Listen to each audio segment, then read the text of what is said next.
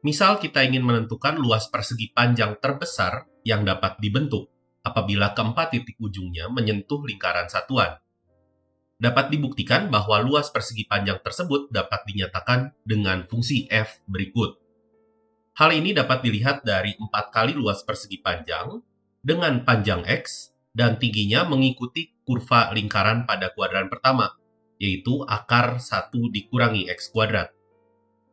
Bayangkan kita gambar grafik dari fungsi f tersebut dalam rentang 0 sampai 1. Di sini kita bisa peroleh grafik ini bernilai paling besar ketika persegi panjangnya ini berbentuk persegi dengan luas 2.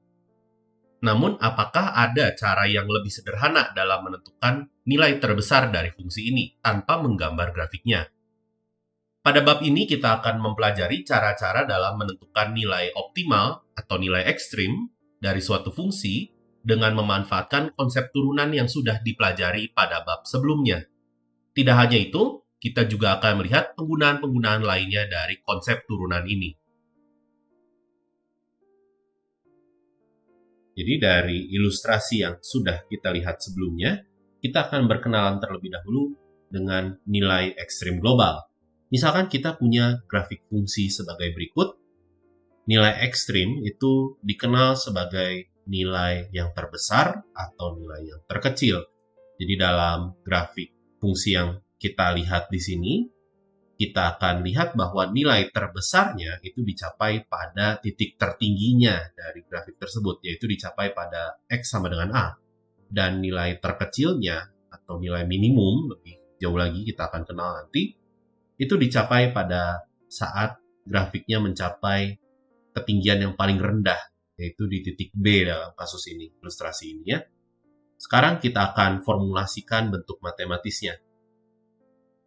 Jadi di sini misalkan kita punya fungsi f dengan daerah asal atau domainnya adalah df, dan c ini adalah suatu titik pada domainnya.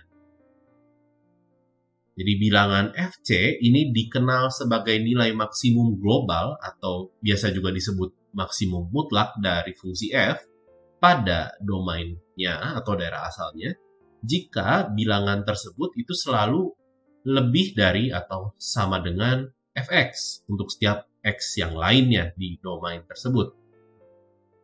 Analog dengan maksimum global, kita punya nilai minimum global atau minimum mutlak apabila bilangan tersebut itu selalu lebih kecil ya atau kurang dari sama dengan nilai fungsi x untuk setiap x di daerah asalnya. Selanjutnya kita berkenalan juga dengan nilai ekstrim lokal. Jadi setelah kita melihat ekstrim global, kita juga punya ekstrim lokal. Contohnya dari ekstrim lokal itu seperti titik C ini, X sama dengan C. Di titik X sama dengan C, kita bisa lihat grafik tersebut mencapai nilai yang minimum atau nilai yang paling kecil, namun di sekitarnya saja. Untuk lebih jelasnya kita bisa lihat secara keseluruhan, kita akan punya nilai minimum dari grafik tersebut adalah di X sama dengan E. Ada yang lebih rendah lagi. Namun kita bisa bilang di X sama dengan C, dia nilainya paling kecil namun di sekitarnya saja. Hal serupa terjadi untuk X sama dengan B, dia paling tinggi namun di sekitarnya saja. Namun ada yang lebih tinggi lagi yaitu X sama dengan D, seperti itu. Dan ini yang dikenal sebagai nilai ekstrim lokal.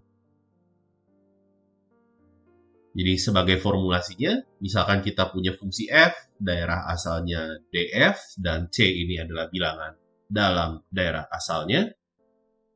Kita punya bilangan fc ini dikenal sebagai nilai maksimum lokal, atau biasa juga disebut maksimum relatif dari fungsi f pada domainnya df, jika fc ini selalu lebih dari atau sama dengan fx untuk setiap x yang di dekat dengan c. Dan untuk nilai minimum lokalnya atau biasa kita kenal sebagai minimum relatif, ini bilangan fc-nya harus kurang dari atau sama dengan fx untuk setiap x yang di dekat dengan c. Sekali lagi, kita mengenal istilah dekat ini istilah yang relatif ya, karena setiap orang punya arti dekat yang berbeda-beda.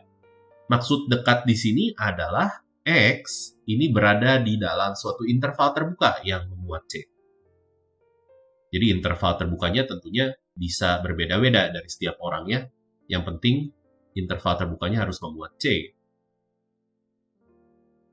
Akibatnya, karena kita perlu membandingkan di sekitar C di sini, nilai ekstrim lokal ini tidak bisa terjadi di titik ujung interval. Karena kita perlu membandingkan di sebelah kiri dan di sebelah kanannya C ya. Selanjutnya kita akan melihat satu buah teorema. Jadi teorema ini adalah teorema yang menjamin keberadaan atau eksistensi nilai ekstrim global pada selang atau interval tertutup. Jadi di sini jika kita punya fungsi f ini kontinu pada interval tertutup AB, maka f ini akan mencapai maksimum global dan mencapai minimum global.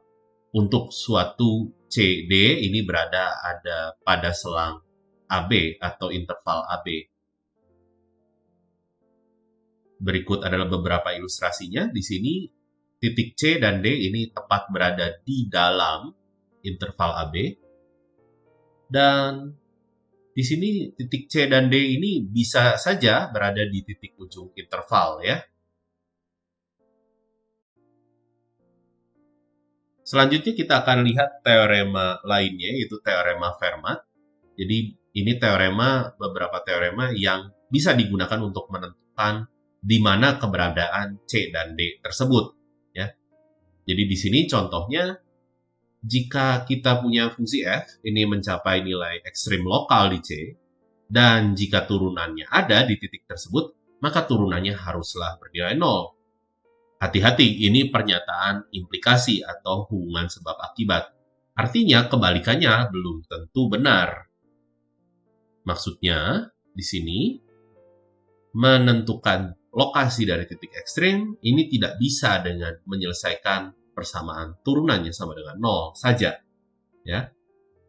Lebih jauh lagi, maksud dari teorema Fermat ini adalah jika kita punya fungsi yang terdiferensial di C dan dia adalah titik dicapai nilai ekstrim lokal, maka garis singgungnya pasti mendatar sebagai mana yang tertera pada ilustrasi yang diberikan. Ingat-ingat kembali bahwa converse atau kebalikan dari pernyataannya itu belum tentu berlaku. Contohnya kita punya fungsi mutlak X yang grafik fungsinya sudah kita ketahui sebagai berikut. Kita tahu bahwa mutlak X tidak terdiferensial di X sama dengan 0. Namun, nilai minimum globalnya dicapai di titik di mana fungsinya tidak mempunyai turunan. Nah, maka dari itu kita akan melihat terlebih dahulu apa yang dimaksud dengan titik kritis. Jadi titik kritis dari fungsi f ini adalah bilangan C. C-nya ini harus berada pada daerah asal f. Sehingga f aksen C-nya 0, turunannya 0, atau turunannya tidak ada. Nah, di sini kita mempunyai dua buah istilah. Jadi, titik di mana turunannya 0 ini disebut sebagai titik stasioner, dan titik di mana turunannya tidak ada ini disebut sebagai titik singular. Di sini kita akan lihat beberapa ilustrasi penggunaan dari teorema Fermat atau titik kritis tadi, menentukan titik kritis ya. Misalkan kita punya fungsi polinom sebagai berikut, fungsi suku banyak, fx sama dengan x pangkat 3 dikurangi 3x ditambah 1. Kita tahu bahwa fungsi ini adalah fungsi suku banyak yang mempunyai turunannya pasti suku banyak juga. Artinya dia terdiferensial di setiap titik pada himpunan bilangan real. Maka dari itu kita bisa simpulkan titik kritisnya hanya berupa titik stasioner saja, yaitu kita akan cari turunannya, lalu kita buat sama dengan 0. Dan kita bisa faktorkan dan kita bisa peroleh titik stasionernya adalah pembuat 0 dari f aksen x, yaitu x sama dengan 1, serta x sama dengan min 1. Bagaimana dengan fungsi berikut? Fungsi gx ini. Tentunya kita bisa menentukan turunannya terlebih dahulu dan kita bisa sederhanakan dan kita peroleh bentuknya sebagai berikut. Di sini kita bisa lihat bahwa G aksen 0 ini tidak bisa dihitung, karena penyebutnya akan menghasilkan nilai 0, dan artinya turunannya tidak terdefinisi pada titik X sama dengan 0. Di sisi lain, kita bisa menghitung G0, artinya 0 di sini merupakan unsur pada daerah asal G atau domain G. Jadi kita bisa simpulkan bahwa X sama dengan 0 ini merupakan titik singular.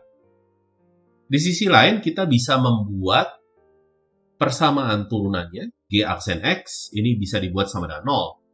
Dan kita bisa peroleh, ini artinya pembilangnya harus 0, sehingga X-nya haruslah 2. Dan titik ini menjadi titik stasioner untuk fungsi G. Dari dua ilustrasi atau contoh yang diberikan, kita bisa menentukan nilai ekstrim global pada interval tertutup. Di sini langkah-langkahnya. Jadi pertama, kita perlu menentukan dulu semua titik kritis dari fungsi f yang berada pada interval tertutupnya tentunya.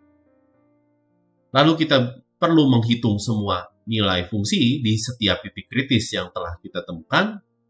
Dan kita juga perlu menghitung nilai fungsi di titik-titik ujungnya, karena bisa saja ekstrim global terjadi di titik ujung selang. Lalu kita tinggal bandingkan saja nilai terbesar dari langkah 2 dan langkah 3 itu adalah nilai maksimum global, sementara nilai terkecilnya adalah nilai minimum global. Sebagai ilustrasi, kita punya fungsi berikut. Ini adalah fungsi suku banyak. Kita ingin menentukan ekstrim globalnya pada interval -setengah 4. Pertama-tama kita bisa beri argumen dulu bahwa turunannya ini akan selalu terdefinisi di setiap bilangan real, sehingga tidak akan ada titik singular dalam kasus ini. Selanjutnya kita bisa lihat bahwa turunannya bisa dituliskan sebagai 3x dikali x kurang 2. Dan persamaan f aksen x atau turunannya dibuat sama dengan 0, ini dipenuhi di x sama dengan 0, serta x sama dengan 2. Dan ini menjadi titik stasioner yang kita miliki. Sehingga titik kritisnya adalah x sama dengan 0 serta x sama dengan 2.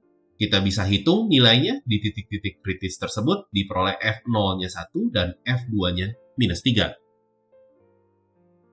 Di sisi lain, kita bisa membandingkan juga dengan nilai fungsi di titik-titik ujung intervalnya, yaitu f-min setengah, diperoleh dia adalah 1/8 dan f4-nya 17. Sehingga nilai maksimum globalnya adalah 17, ini dicapai di titik ujung kanan interval, yaitu di x sama dengan 4, dan nilai minimum globalnya adalah -3, itu dicapai di titik stasioner, yaitu di x sama dengan 2.